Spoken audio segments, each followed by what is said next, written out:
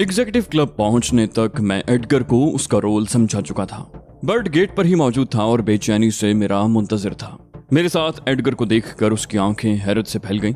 उसने कहा, तुमने इतनी जल्दी से पकड़ भी लिया? लेकिन इसने एतराफ तो नहीं किया होगा। मैंने बर्ट के सवाल को नजरअंदाज करते हुए पूछा, रैंडल कहाँ है? वो बोला, थोड़ी ही देर कबल अपने कमरे में गया है, लेकिन तुमने बहुत ज्यादा देर लगा दी। मैंने कहा, पहले रैंडल से मिल लें, बातें बाद में होती रहेंगी। दस्तक के जवाब में कमरे का दरवाजा खुद रैंडल ने खोला। मुझे देखकर उसके होंठों पर बड़ी पुरफरेब मुस्कुराहट नमूदार हुई। उसने दरवाजे से हटते हुए कहा, ज़हे नसीब, यकीन नहीं आता कि एक अजीमुल मर्तबत शख्सियत ने मेरी इज्जत अफजाई की है। तशरीफ लाइए। उसने बर्ट और एडगर की तरफ निगाह उठाकर भी न देखा। मैंने खुश्क लहजे में कहा, मैं तन्हा नहीं हूँ, मेरे हमरा 2 अफराद और भी हैं। रैंडल बोला, जिस तरह दोस्तों के दोस्त भी दोस्त होते हैं, उसी तरह मेहमानों के साथ आने वाले भी मेहमान होते हैं। तुम्हारे साथ आने वाले भी मेरे मेहमान हैं। मैंने उन्हें अंदर आने से रोका तो नहीं। हम तीनों अंदर दाखिल हो गए। रैंडल हमारे सामने बिछा जा रहा था। एडगर को हैरत थी। उसे मेरी इस बात पर शुबा पैदा होना शुरू हो गया होगा कि मुझ पर होने वाले हमलों के पसे पुश्त रैंडल का हाथ कार फरमा था। एडगर के सामने तो रैंडल का एक ही रूप था, और वो रूप इतना खुशनुमा था कि उसकी जाहिर बिन निगाहें उसके रूप के अकब में पोशीदा करीह शख्सियत तक नहीं पहुंच पा रही थीं। मैंने कहा, तुमने बहुत पस्त ज़हनियत का मुजाहरा किया है। मुझ पर हमला करवाने के लिए तुम्हें किराए के गुंडों का सहारा नहीं लेना चाहिए था। रैंडल ने हैरत से कहा, ये तुम क्या कह रहे हो? मैं मुस्तकिल तुम्हारे सामने हूँ। किसी को फोन करूंगा तो वो भी तुम्हारे इल्म में आ जाएगा। मैंने कहा, एडगर ने मुझे तमाम बातों से न सिर्फ आगाह कर दिया है, बल्कि वो तुम्हारे खिलाफ गवाही देने पर भी आमादा है। रैंडल ने चौंक कर एडगर की तरफ देखा। फिर रैंडल ने एडगर को गौर से देखते हुए कहा, जहां तक मुझे याद पड़ता है, एडगर से ये मेरी पहली मुलाकात है। मैंने कहा, आज सुबह की बात है, एक शख्स पैराडाइज बार पहुंचा और एडगर से मुलाकात की। उस शख्स ने एक बड़ी रकम के इवज एडगर को मुझे और मेरे साथियों पर कातिलाना हमले करने के लिए तैयार कर लिया। और वो शख्स तुम जानते हो कि तुम ही हो रैंडल। रैंडल ने इस्तेहज़ाई अंदाज में कहा, अच्छा, ये मेरी मालूमात में एक दिलचस्प इजाफा है। मैंने कहा, संजीदगी इख्तियार करो रैंडल, तुम्हें अंदाजा नहीं है कि तुम किस किस्म की मुश्किलात में घिर गए हो। वो बोला, संजीदगी तो तुम्हें इख्तियार करनी चाहिए। तुम्हें मेरे खिलाफ इतना वाज़ेह सबूत मिल गया था तो मेरे पास दौड़े आने की क्या जरूरत थी? अपने आदमियों से कहते, वो मुझे गिरफ्तार कर लेते। मैंने कहा, एडगर ने बर्ट की कार को टक्कर मारने की कोशिश की थी। किस्मत थी कि बर्ट बच गया। फिर एडगर के 4 साथियों ने मेरा ताक़ुब किया। वो चारों भी मारे गए। उसके बाद जरा देर कबल पैराडाइज बार से निकलते हुए मुझ पर फायरिंग की गई। मैं तो खैर बच गया, लेकिन 2 अफराद हलाक हुए, जिनमें से एक का ताल्लुक मकामी पुलिस से था। मैं तो वहां से निकल आया, लेकिन अब तक पुलिस तफ्तीश शुरू कर चुकी होगी। रैंडल ने मेरी बात काट कर कहा, मेरी समझ में नहीं आया कि ये कहानियां तुम मुझे क्यों सुना रहे हो। मैंने कहा, इसलिए कि मुझे तुमसे हमदर्दी है। मैं नहीं चाहता कि गोइटे हिल की पुलिस तुम तक पहुंचे। रैंडल ने तंज किया। बोला, शुक्रिया। गोइटे हिल में कोई तो मेरा हमदर्द है। वैसे तुमने जो जहमत की उसकी कोई जरूरत नहीं थी। पुलिस को आने दो, मैं खुद उनसे निपट लूंगा। मैंने कहा, तुम्हें शायद अंदाजा नहीं है, पैराडाइज बार के कई मुलाजिमीन ने तुम्हें वहां देखा था और वो सब तुम्हें शनाख्त कर लेंगे। रैंडल की आंखों में दिलचस्पी की चमक उभरी। उसने मुझसे पूछा, अंदाजन ये किस वक्त की बात होगी? मैंने कहा, अंदाजन नहीं, यकीनन ये सुबह 10:12 की बात है, जब तुम पैराडाइज बार में दाखिल हुए थे। वो बोला, देखो अली, मैं तुम्हें एक संजीदा और बुर्दबार आदमी समझता हूँ। तुम्हारी शख्सियत खासी बावकार है। इस किस्म के ओछे हथकंडे पुलिस वालों के लिए छोड़ दो। बर्ट ने कहा, मैंने भी चीफ को कुछ कीमती मशवरे दिए थे, मगर चीफ मानते ही नहीं, अपनी मनमानी किए जाते हैं। शायद तुम्हारी बात इनकी समझ में आ जाए। मैंने कहा, समझ में आने वाली बात बगैर किसी के समझाए समझ में आ जाती है, और न समझ में आने वाली बात कोई किसी को नहीं समझा सकता। रैंडल ने तंजिया लहजे में कहा, महज इत्तेफाक की बात है कि जिस वक्त मैं पैराडाइज बार में था, एन उसी वक्त फ्रांसीसी सिफारत खाने में भी मौजूद था। वहां से मेरी वापसी 10:30 बजे हुई। मैंने चौंक कर एडगर की तरफ देखा। कहा, मेरा ख्याल है मैंने गलत वक्त बयान कर दिया। सही बात यह है कि उस वक्त 11:12 हुए थे। क्यों? एडगर ने खनकार कर कहा, जी हाँ। मैंने महसूस किया था कि वो रैंडल की शख्सियत से बुरी तरह मरूब हो गया है। बोला, उस वक्त 11:15 बजे थे। रैंडल के होंठों पर अय्याराना मुस्कुराहट नमूदार हुई। वो बोला, मेरा ख्याल था कि तुम अपने पत्ते बड़ी एहतियात से खेलते हो, लेकिन आज अंदाजा हुआ कि तुमसे ज्यादा फ्लॉप खिलाड़ी रुए जमीन पर मिलना मुश्किल है। मैंने हैरत से पलकें झपकाई। कहा, नाराज क्यों हो रहे हो डियर रैंडल? मुझसे क्या गलती नहीं हो सकती? रैंडल ने चुपते हुए लहजे में कहा, तुम ओछे हथकंडों पर उतर आए हो।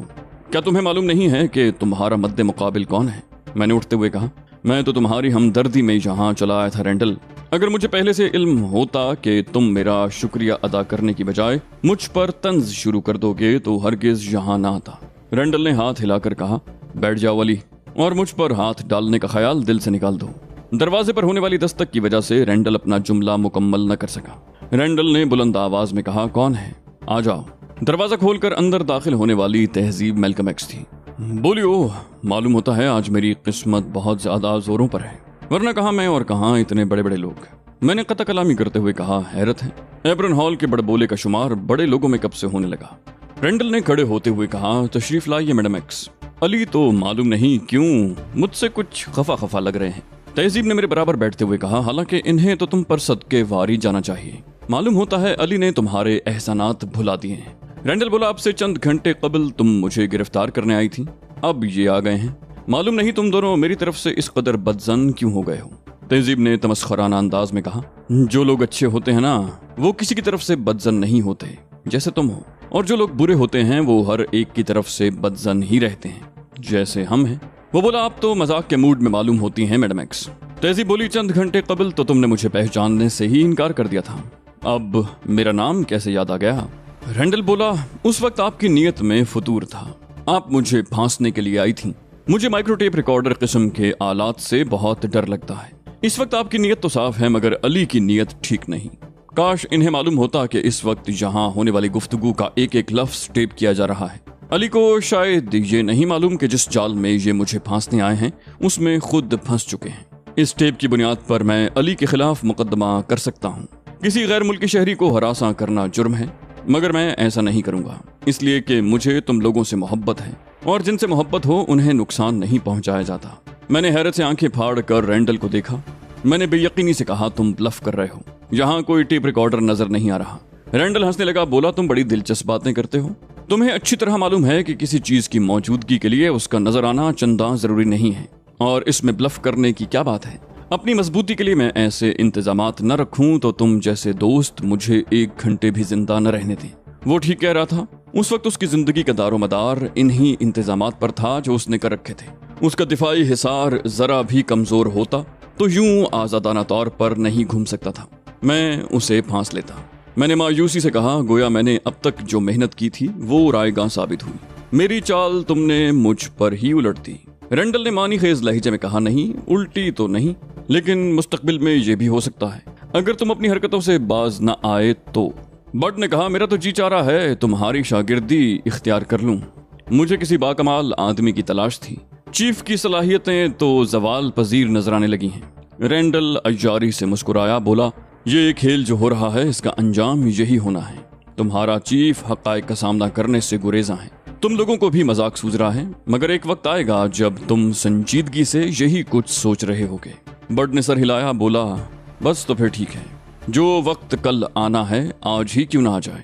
जो काम हमें कल करना है उसे आज ही क्यों ना कर ले।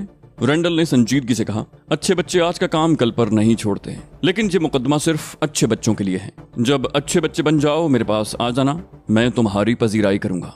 मैंने जहरीले लहजे में कहा, तुम बहुत ऊंची हवाओं में उड़ रहे हो रेंडल, लेकिन इसे याद रखना कि मैं तुम्हें बचकर नहीं जाने दूंगा।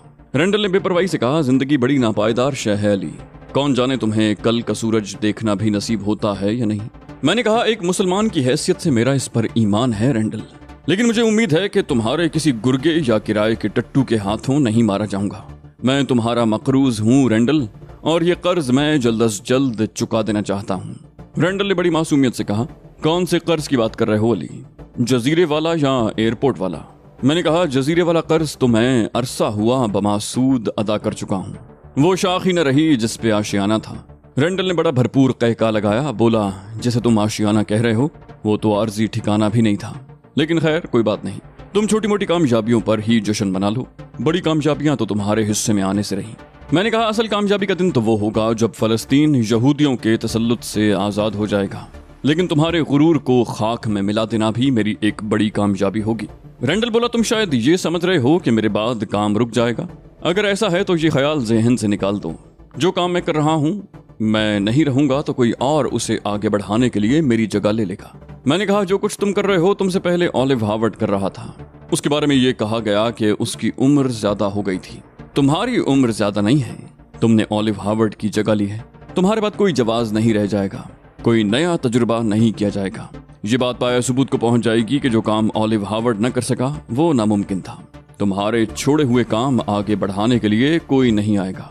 काम बेशक जारी रहेगा मगर समतें तब्दील हो जाएंगी। रेंडल ने कहा, एक इंसान को खुशफहमियों की दलदल से निकालना किसी दूसरे इंसान के बस से बाहर होता है। तुम्हारा भी यही हाल है। बेबसी की इंतहा को पहुंच जाने के बावजूद भी खुशफहमी का दामन तुम्हारे हाथों से नहीं छूटा। मैं तुम्हारे सामने मौजूद हूं मगर तुम मेरा कुछ नहीं बिगाड़ सकते। जब मैं नजरों के सामने नहीं रहूंगा उस वक्त तुम क्या कर लोगे? मैंने कहा, तुम तो एक नेमत हो, तुम अब कभी मेरी नजरों से ओझल नहीं हो सकोगे। गोइटे हिल के अलावा किसी और मुल्क में तुम्हारे लिए पनाह नहीं है। यहाँ कब तक रहोगे? कभी तो यहाँ से जाना पड़ेगा। रेंडल ने तमस्खराना अंदाज में कहा, कभी? ज्यादा से ज्यादा 2 रोज के बाद मैं फ्रांस चला जाऊंगा। जी चाहे तो कल आकर टिकट देख लेना, कल सुबह मैं सीट कंफर्म करवा लूंगा। मैंने कहा, मुझे बहुत लुत्फ आएगा रेंडल, किराए के टट्टुओं से बचते हुए मुझे तुम्हारे खिलाफ कुछ न कुछ करना है। हम उस वक्त एग्जीक्यूटिव क्लब के डाइनिंग हॉल में बैठे हुए थे। मैंने तहजीब से कहा, तुमने इस तरह यहाँ आकर अच्छा नहीं किया। रेंडल के कमरे से निकलने के बाद एडगर वापस चला गया था और मैं तहजीब और बर्ड के साथ खाना खाने के लिए यहीं रुक गया था। उन दोनों ने भी अभी तक खाना नहीं खाया था। तहजीब ने तेवरियों पर बल डाले, बोली, क्यों अच्छा नहीं किया? इस मामले की इंचार्ज मैं हूँ, मैं तुमसे जवाब तलबी कर सकती हूँ कि तुमने इंचार्ज की इजाजत के बगैर कोई कदम किस तरह उठाया। मैंने खुशदिली से कहा, बिल्कुल पूछ सकती हूँ। जब मुझ पर हमला हो ही गया था तो मैंने सोचा क्यों ना लगे हाथों रेंडल को धौंस देता चलूं।